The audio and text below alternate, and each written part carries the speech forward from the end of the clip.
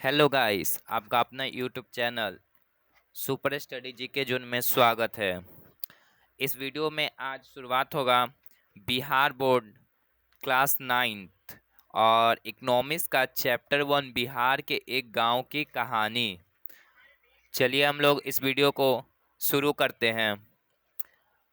बिहार के एक गांव की कहानी। तो अवलोकन गांव फतेहपुर है। गांव का नाम क्या है? फतेहपुर।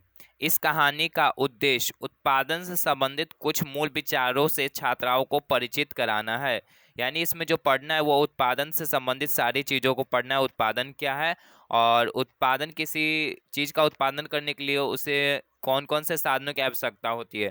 तो इस चैप्टर में उसी के बारे में उत्पादन संबंधित सभी बातों को समझना है।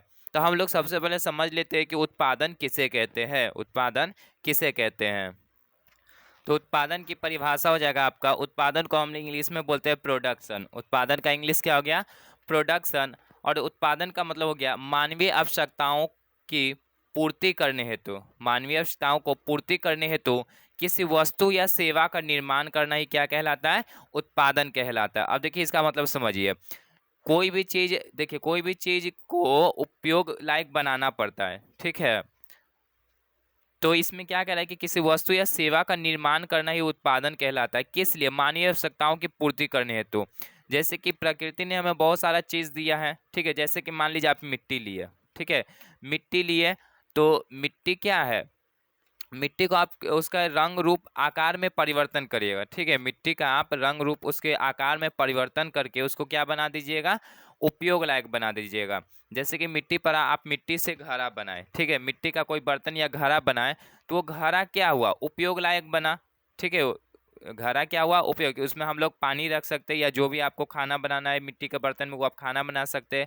तो उसके रंग रूप या रंग रूप में परिवर्तन करके, चेंज करके उसे क्या बनाना है? उपयोग लायक बनाना है, ठीक है।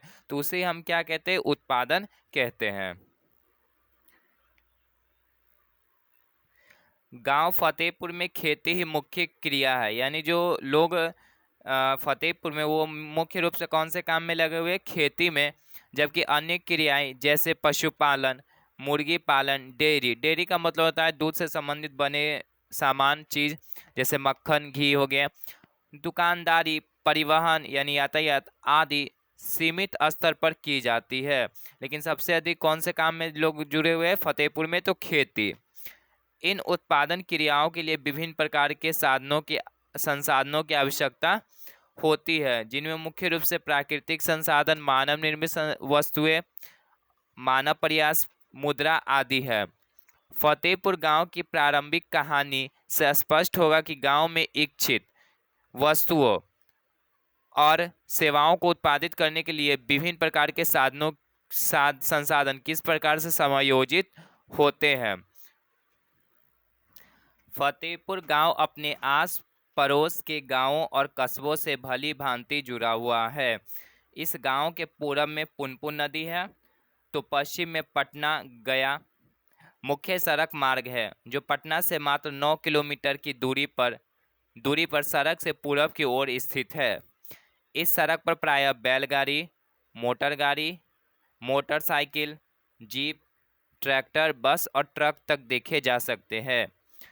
इस गांव में विभिन्न जातियों के लगभग 1500 परिवार रहते हैं। गांव में अधिकांश लोग भूस्वामी है। गांव में अधिकांश लोग भूस्वामी कहने का मतलब सबका अपना अपना जमीन है। अधिकतर लोगों का अपना जमीन। जिनमें से कुछ बहुत ही बड़े परिवार के हैं, उनके मकान क्या है? ईंट के और सीमेंट के बने हुए। गरीब लोगों की संख्या गांव की कुल जनसंख्या का 1/4 है। यानी कहने का मतलब गांव में 4 में से 1 लोग क्या है? गरीब है, जो गांव के एक कोने में काफी छोटे से घरों में रहते हैं। कौन? गरीब लोग, जिनके मकान मिट्टी और फूस के बने हैं। और बड़े लोगों के मकान क्या है? ईंट और सीमेंट के। सरकार द्वारा इंदिरा आवास योजना के तहत गरीब परिवार के लोगों को पक्के मकान की व्यवस्था की गई है सरकार की तरफ से। राजधानी पटना से नज़दीक होने के कारण ही घरों में पर्याप्त मात्रा में बिजली उपलब्ध है। यानी फतेहपुर में बिजली की भी सुविधा है। हाल ही के वर्षों में सरकार द्वारा बिजली उत्पादन एवं रख रखाव के लिए गांव में ही पावर ग्रिड की स्थापना की गई है। खेती में भी प्राय सभी नलकूप बिजली से ही चलते और इसका प्रयोग विभिन्न प्रकार के छोटे कार्यों के लिए भी किया जाता है। गांव में 6 प्राथमिक विद्यालय, 1 मध्य विद्यालय और 1 हाई स्कूल एवं साथ ही 1 डिग्री कॉलेज भी है। गांव में 2 राजकीय प्राथमिक स्वास्थ्य केंद्र और 1 निजी हॉस्पिटल भी है। यानी कि इस गांव में सब तरह की सुविधाएं, सभी सुविधाएं हैं, ठीक है, शहर के तरह पूरी तरह से, जहां रोगियों का उपचार किया जाता है। डाकघर की सुविधा होने के साथ ही इस गांव में एक आंगनबाड़ी केंद्र भी है, जहां महिलाओं की संगोष्ठी अक्सर देखी जाती है। यानी महिलाएं जो एक साथ मिल करके बात उत करती है तो वहाँ आंगनबाड़ी में देखा जाता है। कला मंच, सामुदायिक भवन, सामुदायिक शौचालय एवं प्रसिद्ध काली मंदिर आधुनिक आकर्षण का केंद्र भी उपलब्ध है। हम जानते हैं कि उत्पादन के द्वारा ही समाज में वस्तु एवं सेवाओं का सृजन होता है। उत्पादन के द्वारा ही क्या होता है? सेवाओं या वस्तुओं का निर्माण होता है। सृजन का मतलब निर्माण होता है, जो हमारी आवश्यकताओं को क्या करता है? संतुष्ट करता है, पूरा करता है। गांव, कस्बा, शहर, राज्य, देश, विश्व की ओर हम देखते हैं कि लोग अपने जीविकोपार्जन के लिए किसी न किसी प्रकार के कार्यों में संलग्न, यानी कि अपना जीवन चलाने के लिए हर व्यक्ति किसी न किसी काम में लगा हुआ। अब कोई खेती कर रहा है तो कोई गाड़ी चला रहा है तो कोई पढ़ा रहा है, ठीक है, जो कोई ना कोई किसी भी काम में लगे हुए। किसान, खेत कारखानों में काम करने वाले मजदूर, कारीगर, शिक्षक, डॉक्टर, इंजीनियर, दुकानदार आदि समाज के विभिन्न वर्ग हैं जो किसी न किसी कार्य में लगे हुए हैं। फतेहपुर की कहानी हमें किसी भी गांव में विभिन्न प्रकार की उत्पादन संबंधी गतिविधियों के बारे में बताएगी। बिहार के गांवों में खेती ही उत्पादन की प्रमुख विधि है। अन्य उत्पादक गतिविधियां में जिन्हें गैर कृषि क्रियाएं कहा गया है, जिनमें लघु विनिर्माण, परिवहन, पशुपालन, दुकानदारी, डेयरी आदि शामिल है। खेती में आई नई तकनीकी एवं क्रांति के बाद भी गांव के लोगों में आज भी कृषि के परंपरागत तरीके अधिक लोकप्रिय है। अब कह रहा है उत्पादन यानी प्रोडक्शन। तो अर्थशास्त्र में उत्पादन का मतलब है उपयोगिता का सृजन करना। उपयोगिता मतलब निर्माण, ये उपयोग, ठीक है। सृजन का मतलब निर्माण। जैसे कि आप मिट्टी लिए तो मिट्टी को आप क्या, उसके रंग रूप आकार में परिवर्तन करके आप उसे घड़ा बनाए, तो वो घड़ा क्या उपयोग के लायक बना, निर्माण हुआ, उसका उपयोग लायक उसका निर्माण हुआ, ठीक है। तो उसे अर्थव्यवस्था में उसे ही क्या कहते हैं? उत्पादन। जैसे कि आप लकड़ी लिया जंगल से, ठीक है, तो आप जंगल से लकड़ी लाए तो आप उसका टेबल बना दिए, ठीक है, टेबल बनाए तो आप उस पर बैठिएगा तो वो क्या हुआ? उपयोग के लायक बना। तो उपयोगिता का सृजन, ये उपयोग लायक उसे बना देना, ठीक है, उसे क्या कहते हैं? अर्थशास्त्र में उसे उत्पादन कहते हैं। और वो वस्तु क्या होना चाहिए? बिकने योग्य होना चाहिए, ठीक है। अगर आप उस वस्तु को बनाते तो वो क्या होना चाहिए? बिकने योग्य। जैसे कि आप मिट्टी से घड़ा बनाए तो घड़ा बिक सकता है, लकड़ी से आप टेबल बनाए तो टेबल बिक सकता है, ठीक है। तो बिकने योग्य भी होना चाहिए, यानी उससे इनकम भी होना चाहिए। उत्पादन के साधन को जानने से पूर्व हम उत्पादन के बारे में समझ स्थापित करने का प्रयास करेंगे। यह अर्थशास्त्र के अध्ययन का मुख्य भाग है। उत्पादन के द्वारा ही समाज में क्या होता है? वस्तु एवं सेवाओं का सृजन होता है उत्पादन के द्वारा, जो हमारी आवश्यकताओं को क्या करता है? पूर्ति करता है, संतुष्ट करता है। परंतु यह ध्यान रखना आवश्यक है कि उत्पादन का अर्थ किसी भौतिक वस्तु का निर्माण करना नहीं है, बल्कि मनुष्य अपने आर्थिक प्रयास से प्रकृति द्वारा उपलब्ध किए गए पदार्थों के रूप, स्थान या अधिकार में परिवर्तन लाकर उन्हें क्या करता है? अधिक उपयोगी बनाता है। जैसे कि आपको मिट्टी, लकड़ी का बताएं, आर्थिक दृष्टि से हम इसे ही उत्पादन कहते हैं। उदाहरण के लिए एक बढ़ई जब लकड़ी को काट छाट कर उसे टेबल या कुर्सी बनाते तो उसे उत्पादन कहा जाएगा, क्योंकि इससे लकड़ी की उपयोगिता क्या हुई? बढ़ जाती है। इस प्रकार उत्पादन का अर्थ किसी वस्तु या पदार्थ का नहीं बल्कि उपयोगिता का सृजन करना है, यानी कि उसे उपयोग लायक बनाना है, ठीक है।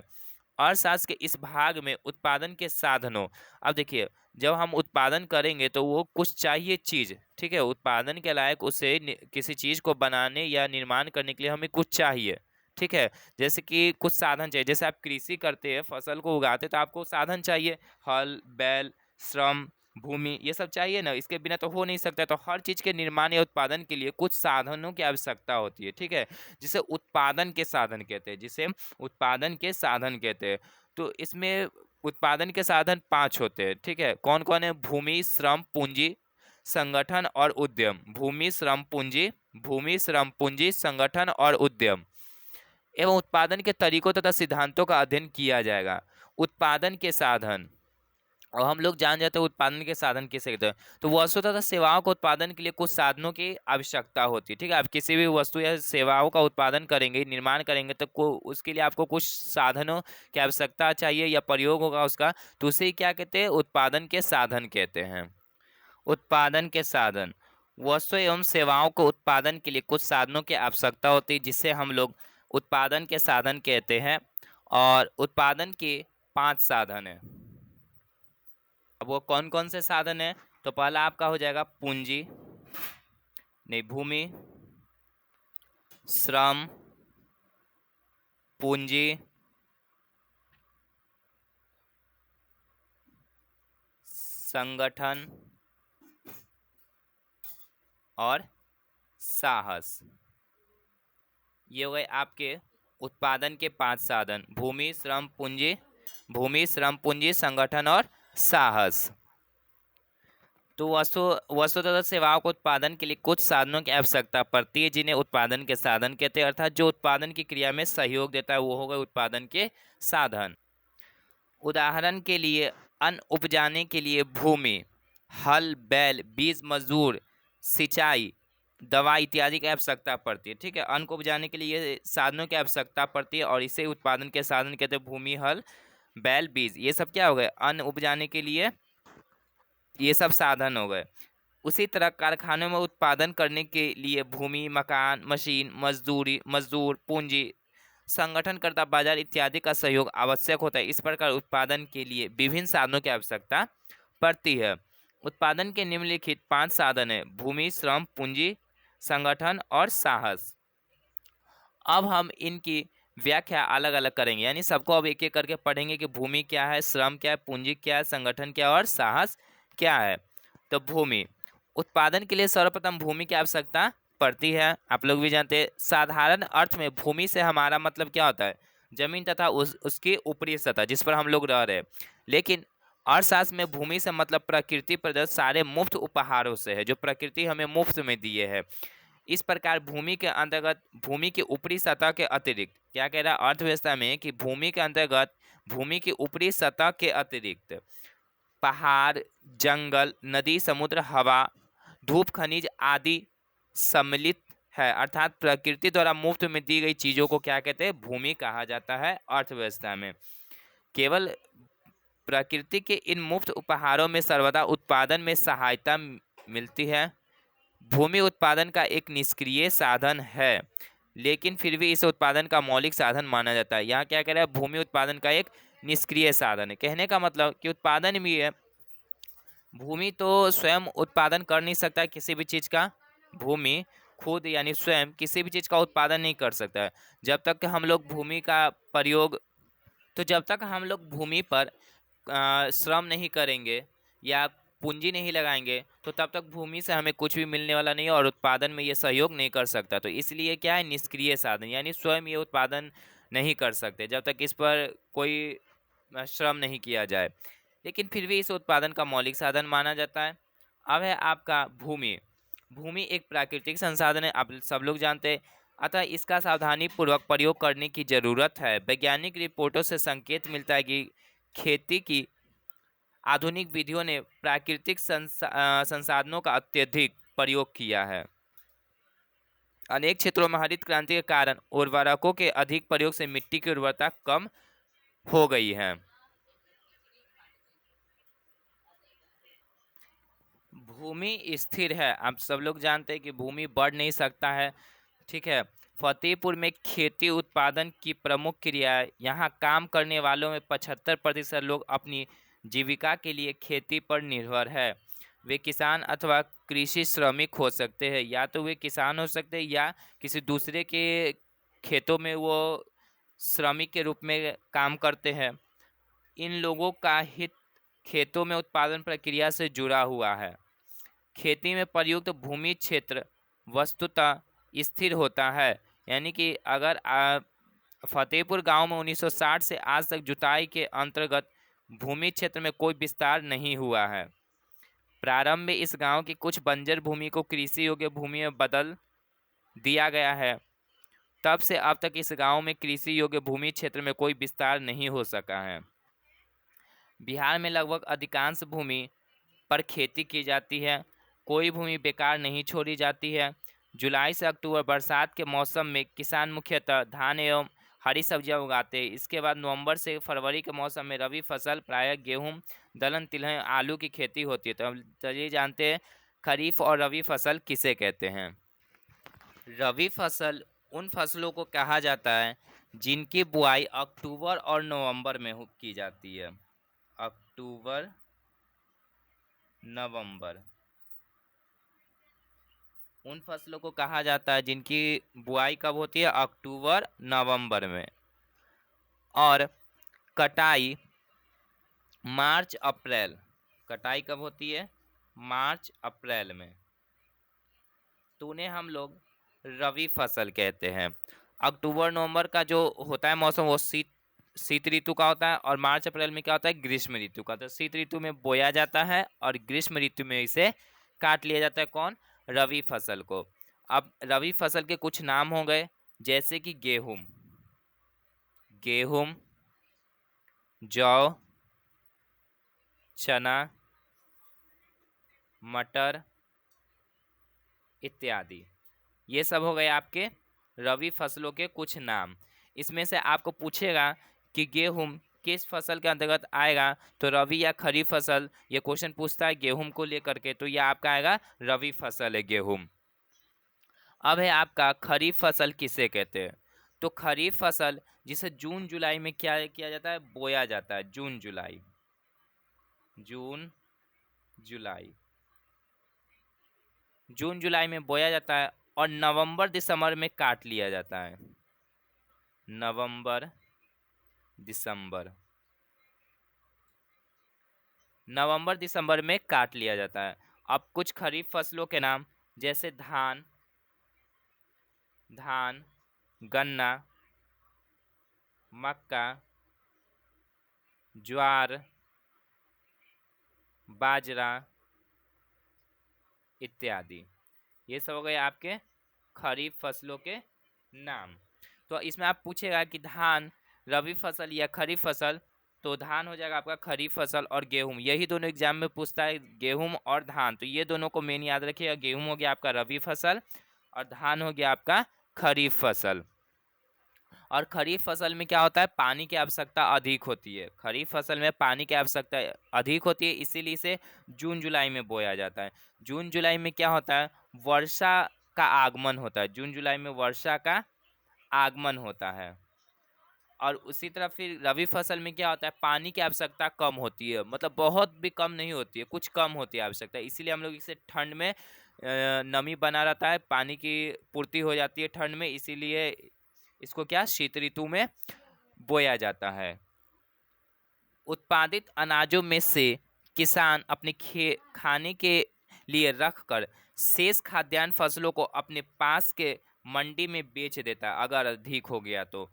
भूमि के एक भाग में गन्ने की खेती भी की जाती है, जिसकी वर्ष में एक बार कटाई होती है। गन्ना से ही चीनी और गुड़ बनता है। गन्ने अपने कच्चे रूप में गुड़ के रूप में व्यापारियों को बेचा जाता है। बहुविध फसल प्रणाली। तो बहुविध फसल प्रणाली क्या है, हम इसे देखते हैं।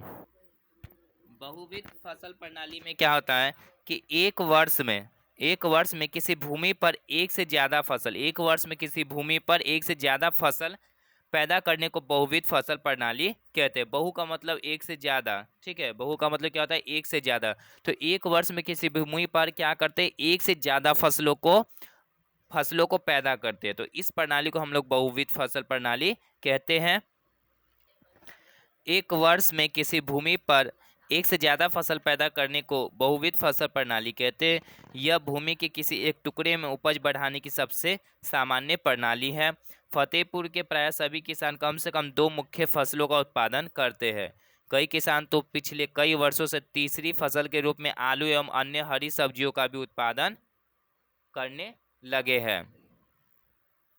आपने यह जान लिया होगा कि खेती के लिए भूमि कितनी महत्वपूर्ण है। दुर्भाग्यवश खेती के काम में लगे सभी लोगों के पास खेती के लिए पर्याप्त भूमि नहीं है।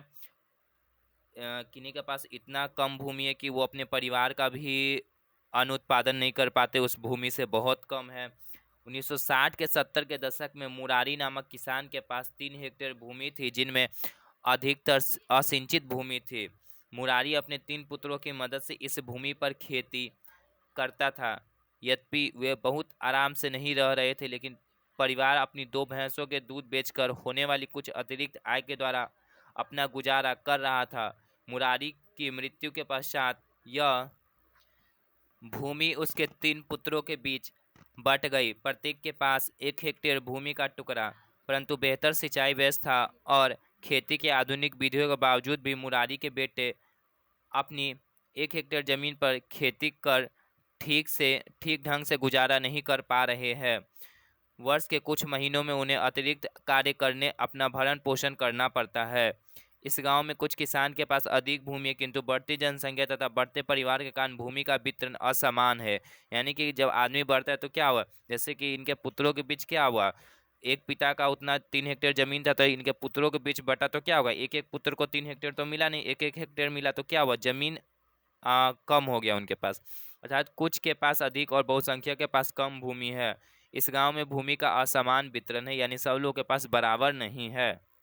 दूसरा उत्पादन के साधन में हो गए श्रम। श्रम उत्पादन का दूसरा महत्वपूर्ण साधन है। अब देखिए श्रम किसे कहते हैं। मनुष्य द्वारा धन प्राप्ति हेतु किया जाने वाला शारीरिक एवं मानसिक श्रम। यानी कि मनुष्य अपने धन को प्राप्त करने के लिए शरीर या मानसिक रूप से परिश्रम करता है, काम करता है, तो उसे हम लोग क्या कहते हैं, श्रम कहते हैं। जैसे कि कोई जब शिक्षक पढ़ाता है तो कैसा श्रम कर रहा है, मानसिक श्रम। अगर कोई खेत में काम कर रहा है, किसान है, तो वो कैसा श्रम कर रहा है, शारीरिक श्रम। श्रम के बिना किसी प्रकार का उत्पादन संभव नहीं है। अध्ययन की दृष्टि से श्रम 2 प्रकार के होते हैं। श्रम 2 प्रकार के होते हैं। पहला हो गया आपका शारीरिक श्रम, दूसरा मानसिक श्रम। तो श्रम 2 प्रकार के हो गए, शारीरिक श्रम और मानसिक श्रम। श्रम 2 प्रकार का होता है, शारीरिक श्रम, मानसिक श्रम। शारीरिक मतलब शरीर से हो गए जैसे किसान का, और मानसिक श्रम हो गया यानी मेंटल लेबर, यानी जो दिमाग से आप करें, जैसे शिक्षक का हो गया मानसिक श्रम। उत्पादन में शारीरिक तथा मानसिक दोनों श्रम का उपयोग किया जाता है। श्रम को उत्पादन का सक्रिय साधन कहा जाता है। सक्रिय साधन क्योंकि ये उत्पादन में स्वयं काम करती है, ठीक है, उत्पादन में ये क्या करती है, स्वयं काम करती है और सहयोग करती है, तो इसे क्या कहते हैं, उत्पादन का सक्रिय साधन। श्रम क्या है, उत्पादन का सक्रिय साधन है। श्रम उत्पादन का सक्रिय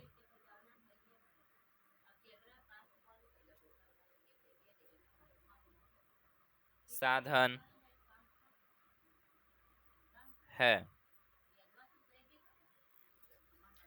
लेकिन उत्पादन के साधन के रूप में शारीरिक अथवा मानसिक श्रम आर्थिक उद्देश्य से किए जाने चाहिए। अर्थात भूमि के अतिरिक्त श्रम उत्पादन का दूसरा आवश्यक साधन है। उत्पादन के लिए बहुत ज़्यादा श्रम की आवश्यकता होती है।